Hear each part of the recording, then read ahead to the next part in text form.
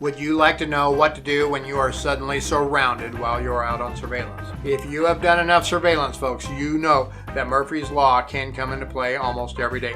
Whatever can go wrong will go wrong, or maybe better put, whatever weirdness can happen will probably happen while you are out on surveillance. I mean, gosh, if I'm watching a subject who drives a pink pickup, I am sure that I will see 3 pink pickups that day while I'm on mobile surveillance following my subject. If my subject always wears a blue beanie hat with a green fuzzy ball on top, well, guess what?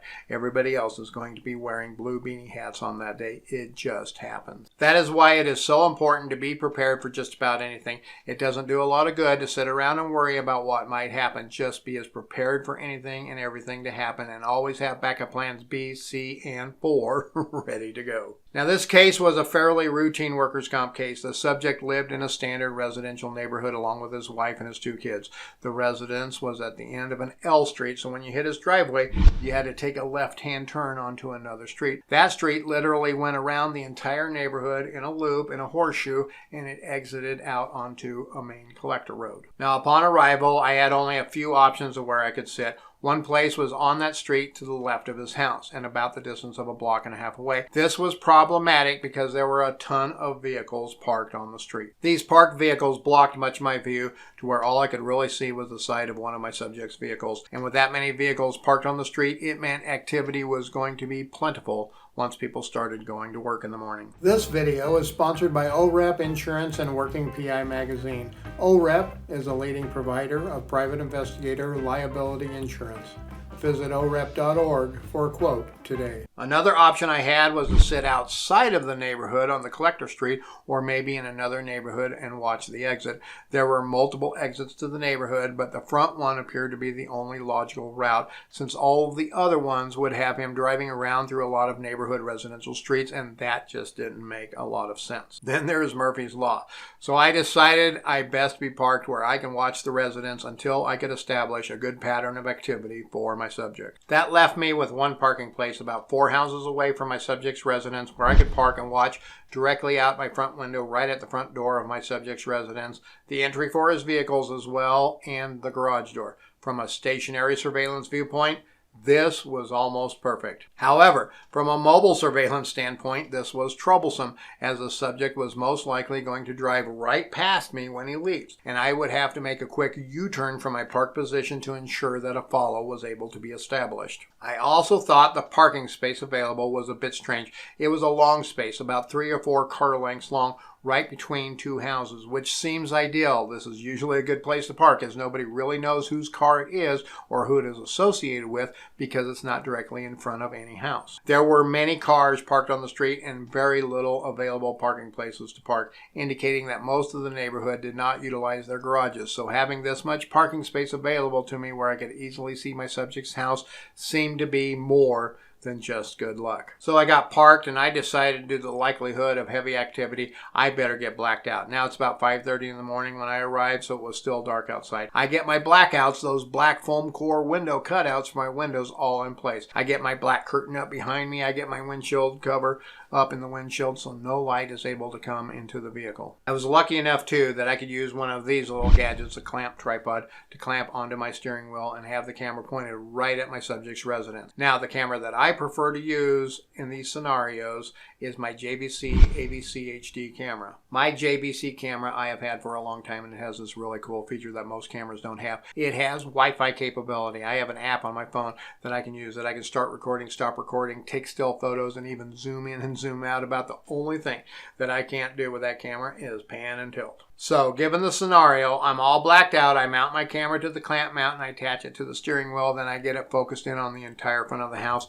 peeking out a very small area to the left of my sunscreen visor, and then place a black cloth over the top of the camera so the screen is not illuminating the inside of my vehicle. Then I can sit in the back of my vehicle with the app running on my phone and watch the view all of the time. When I see activity, I can quickly hit the record button, and at the same time, I can grab my other camera, look at that small space to the left of my sunscreen, and I can zoom in and I can get more video. Now, if you do this using 2 cameras, folks, you need to make sure that your cameras time is synced perfectly. You don't want to have video at 7:48 of the subject walking out of his front door, and then at 7:47 he gets in his vehicle, or at 7:50 he gets in his vehicle. So there I was, all set up, ready to go. I knew that I had plenty of obstacles when he goes active. I was going to have to first get from my back seat to my front seat while obtaining video. This is where having that front camera shooting video while I'm doing that comes in really handy. Once I get to the front seat, I had the problem where I didn't really know what was going on around me because I was blacked out. I do have some small peek holes in some of the corners of my blackout so I can peek out if needed, but that still leaves you pretty much, well, in the dark, so to speak. Once I get to my front seat, I need to pull down the blackout so I can see around me. I need to pull down that black curtain behind me so I can see behind me. I need to pull down the windshield sunscreen so I can see in front of me. I need to get the camera shut off and detached from my steering wheel. I need to get my car started, and then I need to flip a U with cars parked all around me so I can follow my target.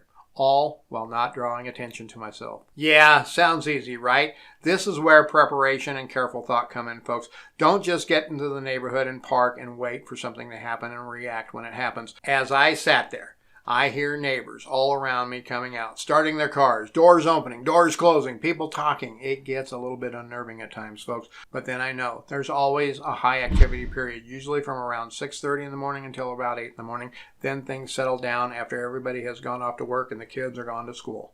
About 7:15, I realized I heard some steps in the snow right outside of my car. Then I hear more steps, somebody walking in the snow outside of my car. Then I start to hear voices from people outside of my vehicle. I am like, oh my goodness, are there suspicious neighbors checking out my vehicle? I go into total stealth mode, folks. I just sit there as still as I can, barely breathing at all, and I watch my camera feed on my phone, and I listen to the voices. After about 15 minutes, it started to sound like there were about 20 people outside of my car. I am running through my checklist in my mind. Did I arrive when it was dark? Check. Did I get blacked out immediately? Check. Did I cover my front stationary camera? Check. Is my phone dimmed? Check. Am I covered up and hunkered down and as hidden as possible?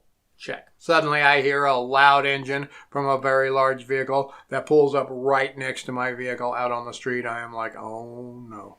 Is that a tow truck? I slowly reach over. I peek out one of those little peek holes in my window blackout, and there it is. A huge, bright, yellow school bus sitting right next to me. I then hear many of those voices as they get nearer to my car and the kids get onto that bus. I about died laughing at myself in the situation. I was parked at the neighborhood's school bus stop. It was not marked, but that is where everybody in the neighborhood knew not to park because that's where the school bus would stop and pick up the kids. A few minutes go by, then I see activity at the front door of my subject's residence.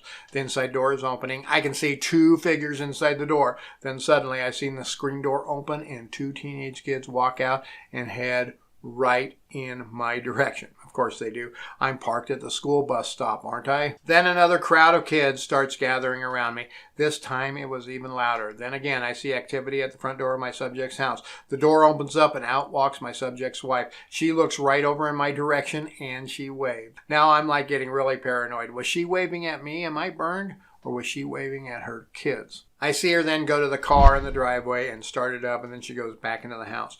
Then suddenly, here comes another bus to take away the remaining kids. I was so relieved. A few minutes later, here comes my subject out of the house with his wife. They walk over to the car slowly. He gets into the passenger seat. She gets into the driver's seat, and away they go. I went through all of the steps that I planned in my head. I pull down my back curtain. I hop into the front seat. I get my blackouts out of the windows. I get my sunscreen out of the windshield. I shut my camera off. I get it detached from the steering wheel. I get my car started. I make a quick U-turn, and much to my surprise, I caught up to the subject before he got out of the neighborhood. It was a good day of surveillance. I got plenty of video of my subject and followed him back to his residence. The next day of surveillance was on a weekend, so I didn't have to contend with all of those children and the school buses. I got the case back several other times, and I just did the same thing